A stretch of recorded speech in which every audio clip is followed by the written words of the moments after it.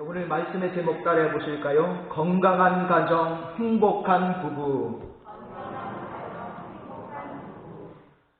지난해 혼인 건수는 21만 4천 건인데 비해서 이혼한 건수가 10만 7천 건이라고 합니다.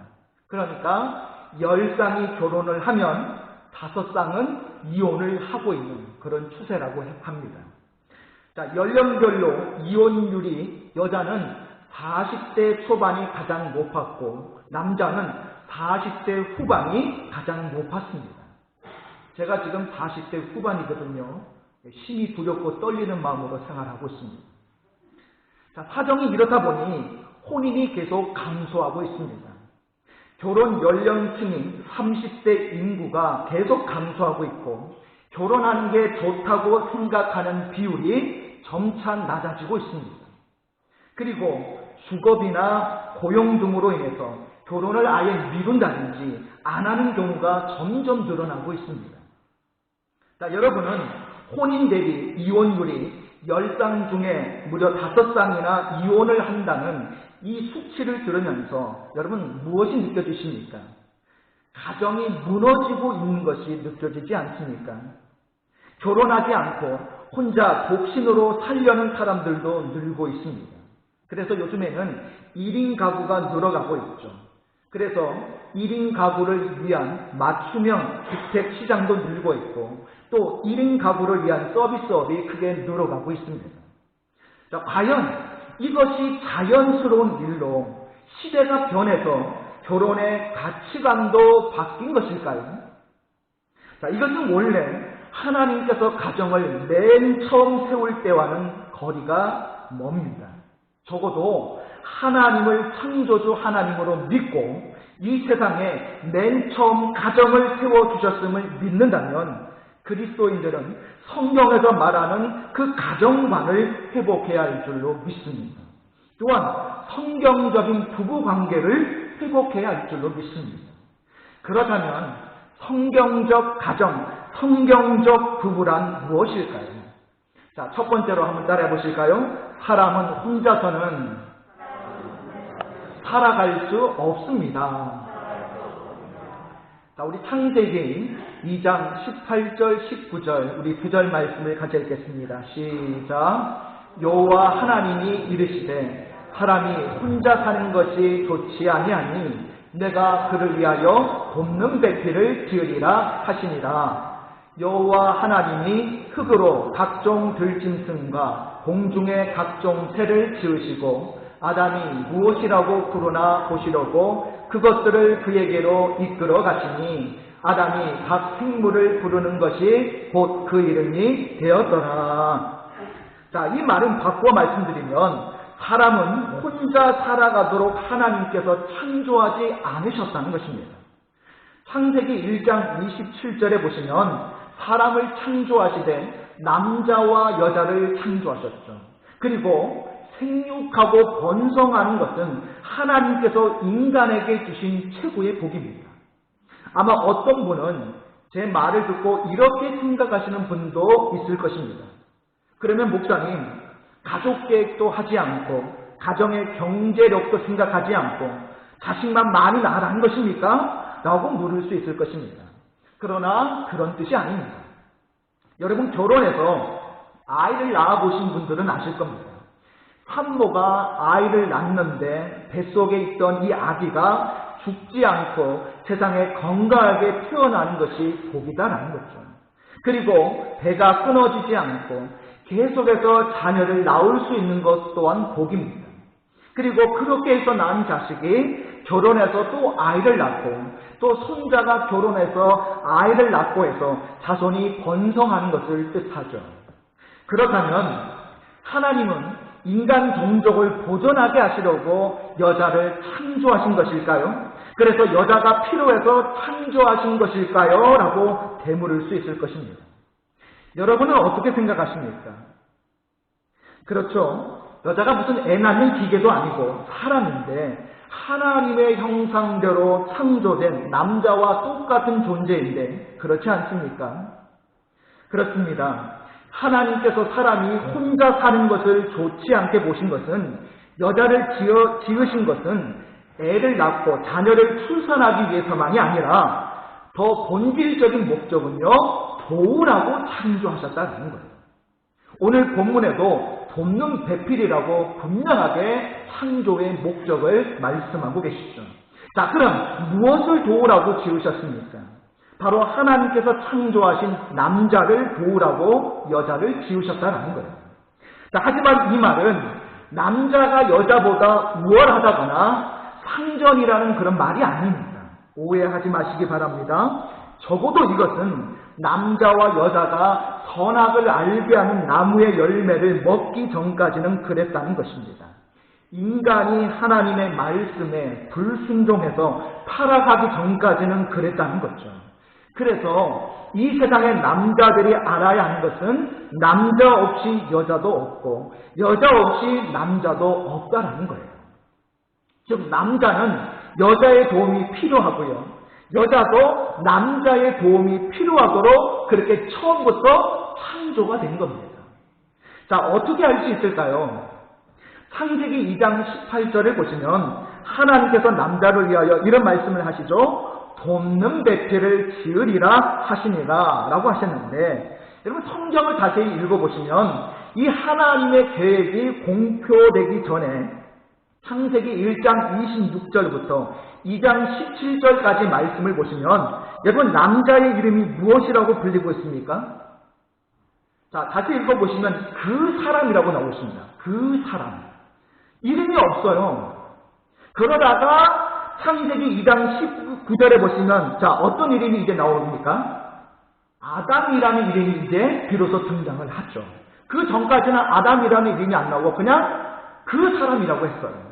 히브리어로 아담이라는 이름의 뜻은 사람, 남자, 인간 이런 뜻을 가지고 있습니다. 이 아담이라는 이름은 고유명사죠.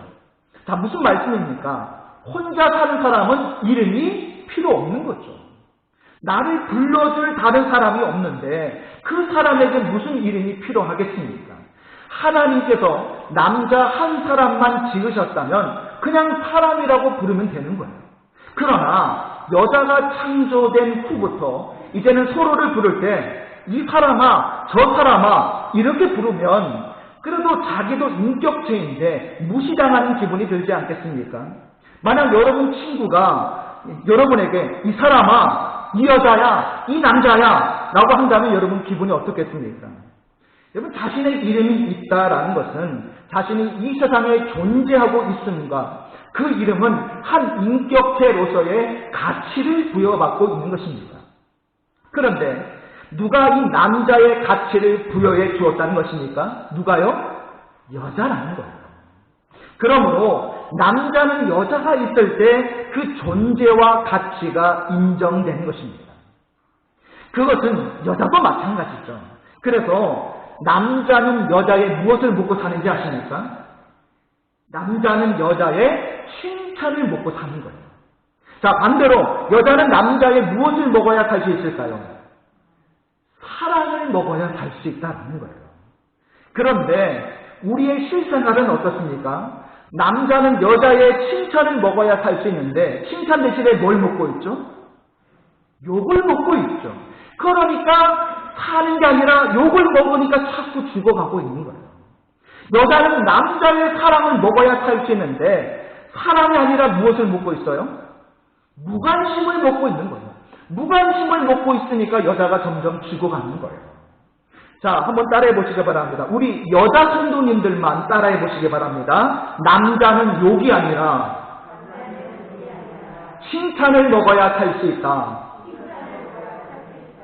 자, 이번엔 우리 남자 성도님들만 따라해 보시기 바랍니다. 여자는 무관심이 아니라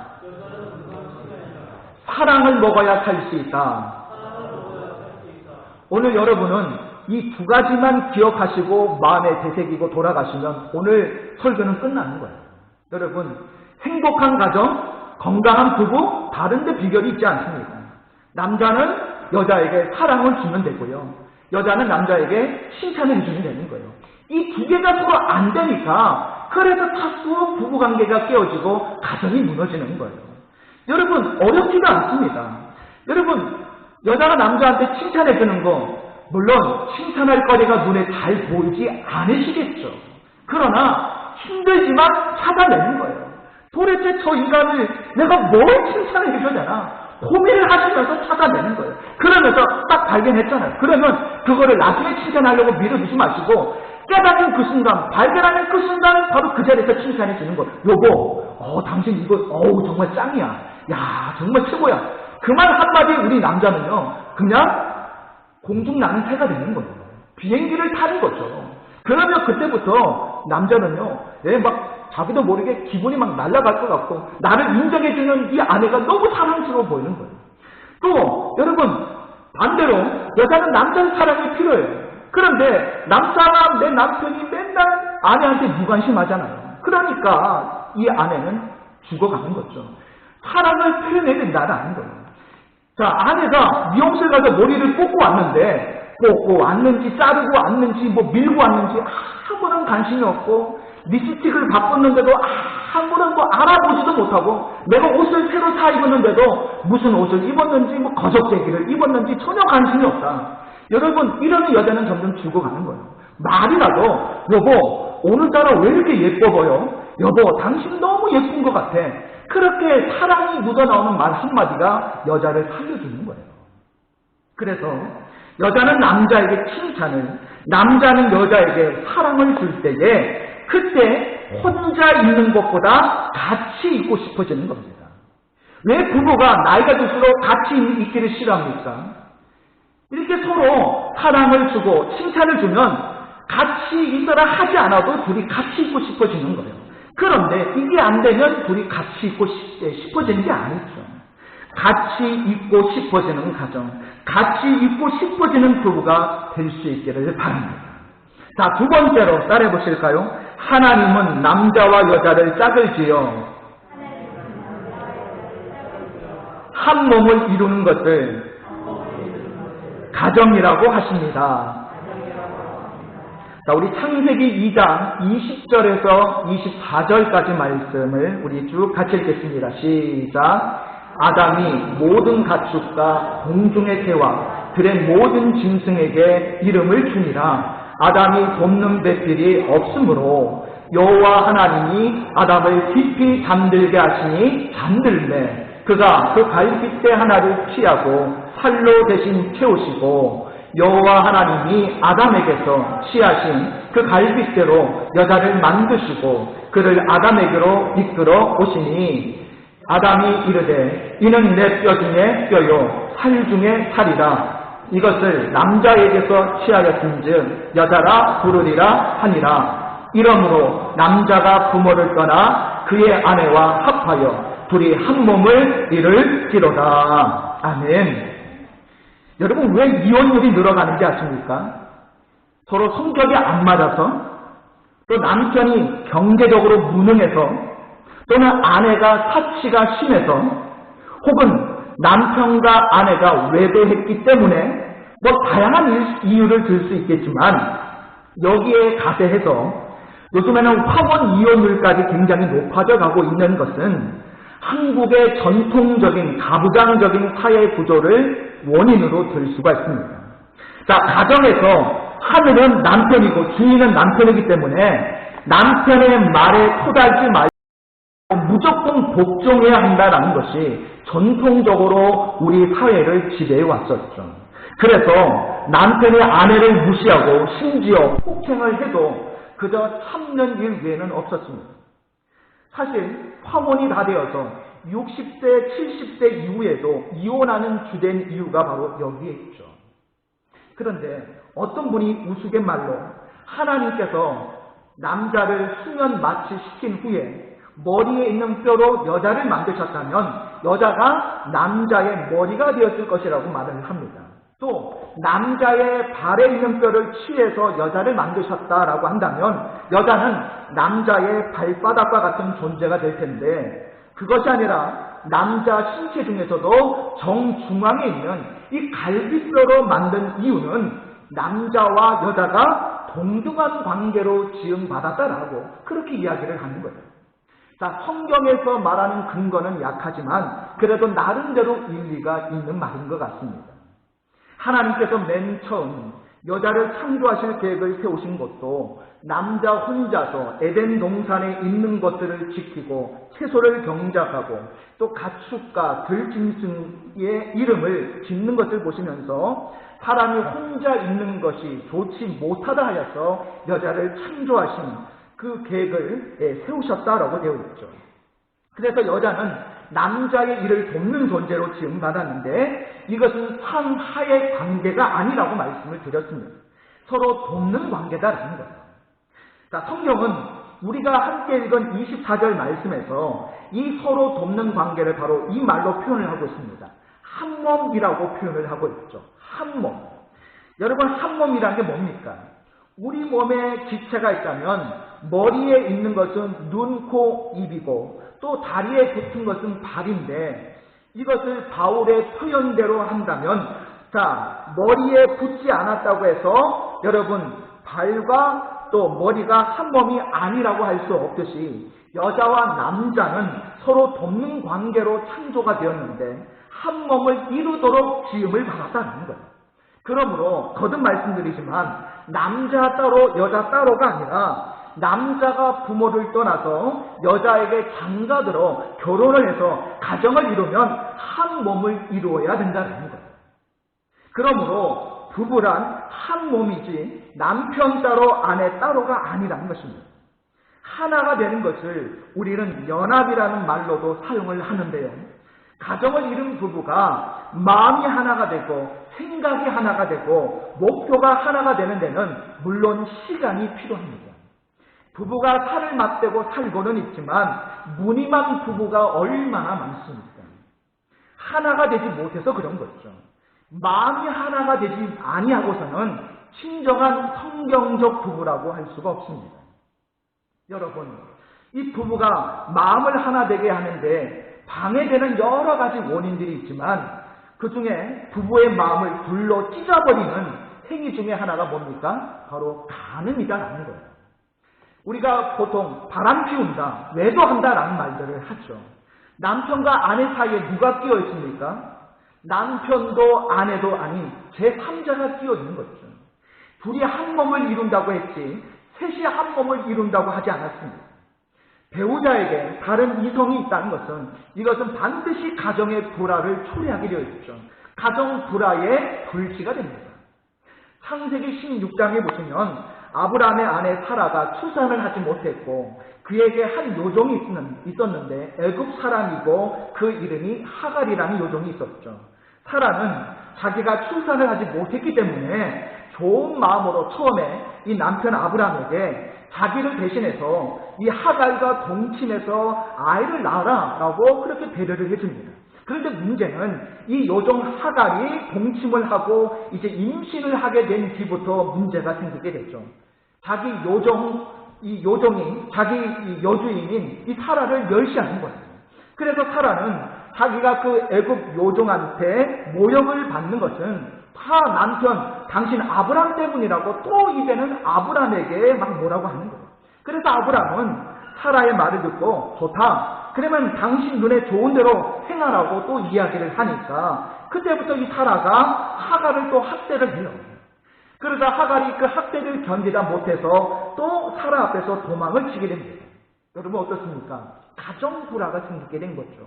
그러므로 내 남편 외에 다른 남자, 내 아내 외에 다른 여자에 대한 환상을 버리시기를 바랍니다. 또한 부부의 마음이 하나 되지 못하게 하는 원인 중에 뭐가 있습니까? 돈과 관련된 문제, 어떤 빚이 있고 이럴 때에 참 그런 어떤 돈과 관련된 물질 문제가 원인이 되기도 하고요. 시댁과의 문제, 또 고부 간의 갈등, 무분별한 비난과 지나친 간섭, 무시하는 태도와 말투 등 여러 가지 원인들이 존재하고 있습니다. 중요한 것은 뭔지 아십니까? 갈등과 문제가 없는 가정은 절대로 없다라는 거예요. 그러므로 존재하고 있는 이 갈등과 문제를 어떻게 풀어나가야 할지를 부부가 함께 고민하면서 기도하면서 하나님의 도우심 가운데 해결해 나가는 것, 그 그것이 바로 한 몸, 한 마음을 이루는 것입니다. 문제없는 가정, 문제없는 부부가 되는 것이 한 몸을 이루는 것이 아니라 여러 가지 문제가 있지만 그 문제를 부부가 함께 해결해 나가는 것이 한 몸을 이루는 거예요. 남편 문제는 남편이, 아내 문제는 아내가 각자 따로 해결하는 것이 아니라 남편의 문제를 아내가 함께 고민해주고 아내의 문제를 남편이 함께 고민해주는 것, 그것이 바로 한 마음을 이루는 거죠. 남편이 힘들다는데 아내가 복에 겨운 소리하고 있네, 이렇게 하라고 이렇게 말하면 안 되는 겁니다. 아내가 힘들어 죽겠다는데 남편이 당신이 힘들 게 뭐가 있어, 이렇게 말하면 안 되는 거죠. 한 몸을 이루는 것은 어느 한 사람만의 노력과 희생으로는 불가능합니다. 또한 상대방에게만 일방적으로 노력과 희생을 강요해서도 안 됩니다. 한 걸음 한 걸음 느리게 가더라도 함께 갈 수 있기를 바랍니다. 그리고 어떤 일이든 함께 의논할 수 있기를 바랍니다. 그리고 서로를 축복하면서 함께 기도할 수 있기를 바랍니다. 함께 노력하고 함께 문제를 고민하며 해결하려고 함께 할 때에 오늘도 성경적인 가정, 성경적인 부부로 세워지게 될 줄로 믿습니다. 마지막 세 번째 따라해 보실까요? 하나님이 세운 가정을 파괴하려고 공격하는 사탄과 맞서 싸워야 합니다.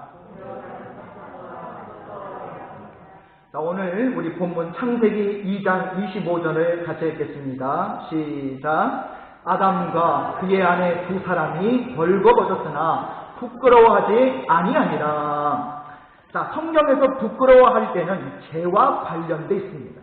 자, 그런데 하나님께서 맨 처음 창조하신 가정인 이 아담과 하와 두 사람은 처음에는 벌거벗어서도 부끄러워하지를 않았죠.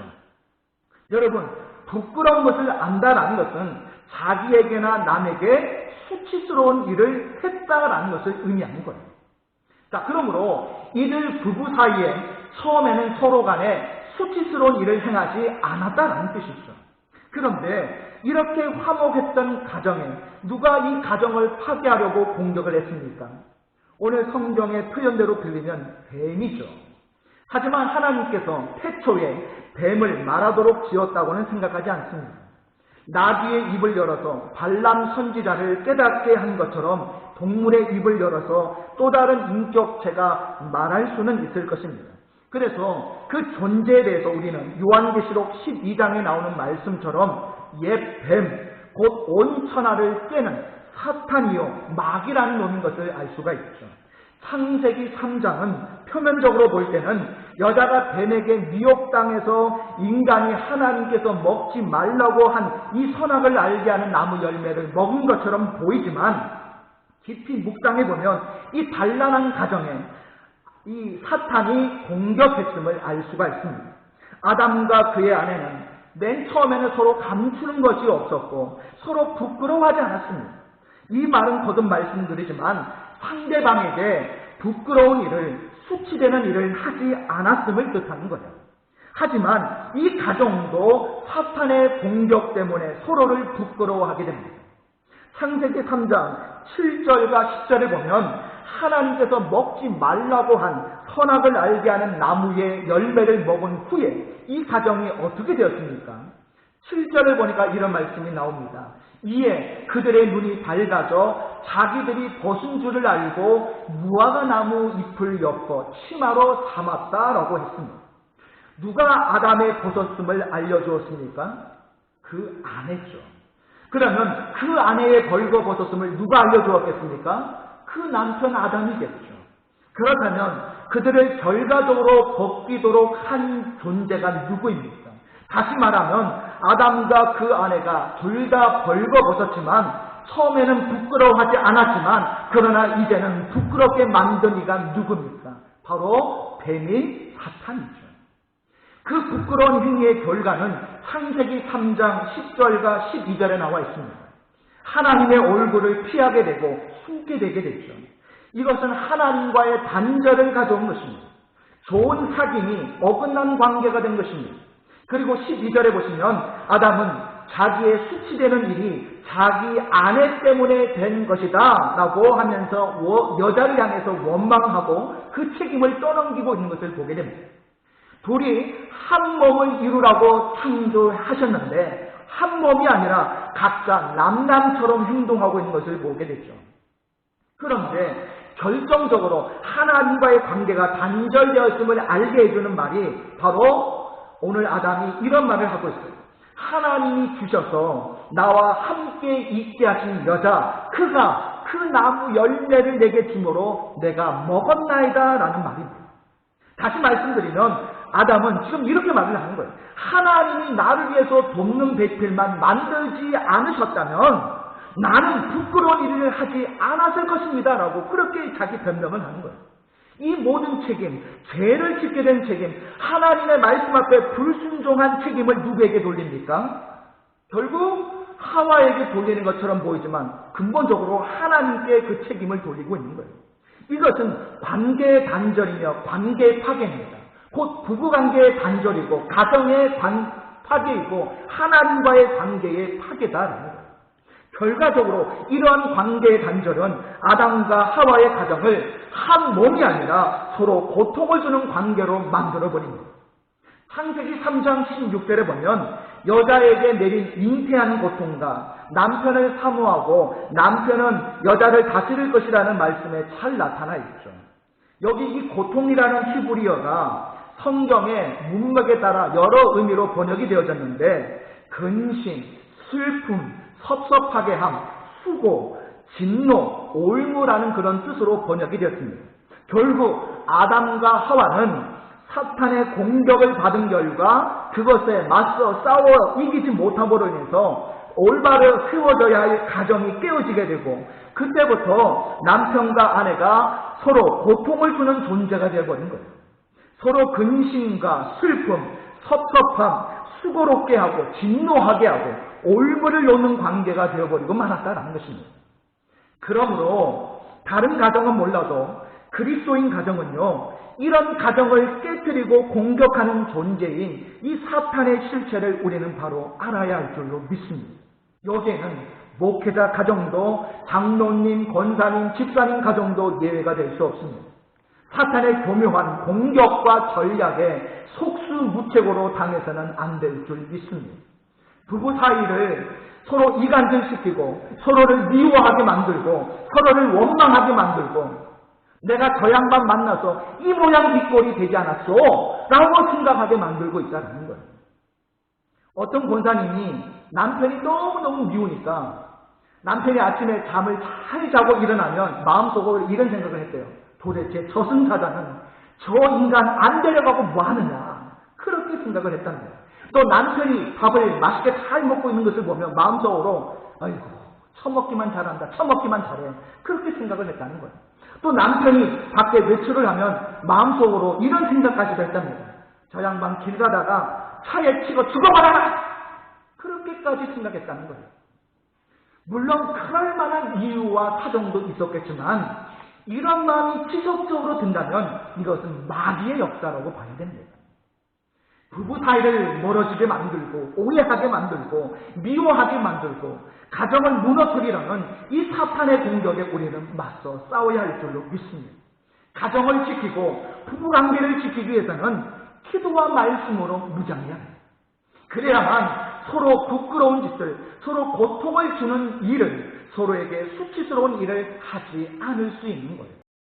여기서 한 걸음 더 나아가서 서로에게 수치스러운 일을 하지 않는 것을 넘어서서 성경적 가정, 성경적 부부로 세워갈 수 있기를 바랍니다. 특별히 여러분 세대뿐만 아니라 여러분 자녀들 세대에도 이제 가정을 이루고 있는 자녀들을 특별히 그들 자녀 부부가 오늘 이런 부부가 되어야 할 줄로 믿습니다. 그 하나님께서 처음 세우셨던 가정의 참 모습을 회복해야 될 줄로 믿습니다.